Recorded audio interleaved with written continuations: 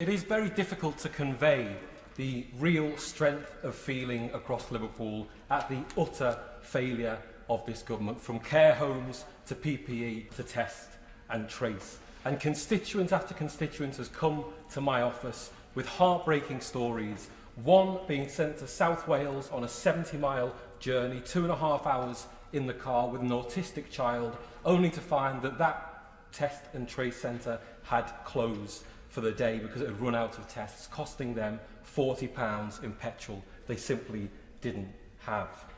The anger and frustration isn't just that the response is failing, but that it's failing because the government refused to enable and invest in local authorities and public health teams, and instead chose to pump billions into scandal-ridden government contractors that have a record of failure. Under the cover of this pandemic, billions of public money handed to faceless corporations, including Tory-linked firms, without competition or transparency, without democratic accountability, or any accountability, for that matter, to the public.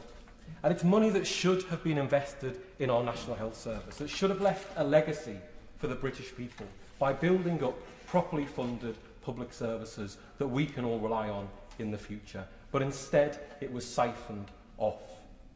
The most egregious example being the eye-watering £12 billion of public money handed to private companies, including Serco, for this failing test and trace system.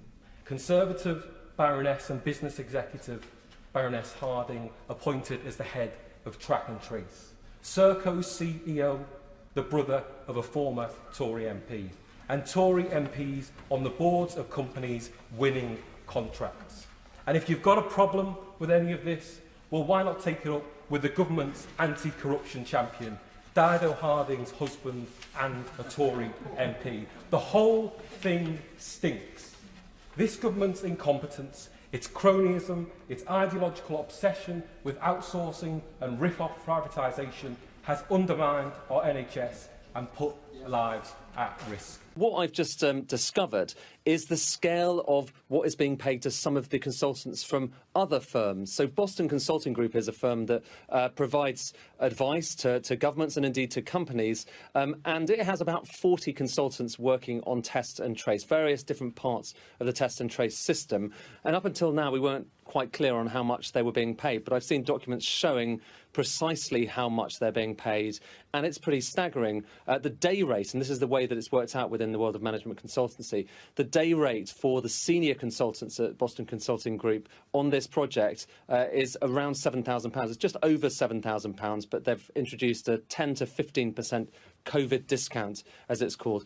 Even after that discount, when you try and work that out over an annual basis, so you can compare it to what most people around the country are earning, you're talking about £1.5 million. And you're talking about, over a weekly basis, that kind of day rate over a week is about £33,000, which is more than even a senior nurse earns. So a week is what the government is paying them, what a year's worth of salary for a senior nurse.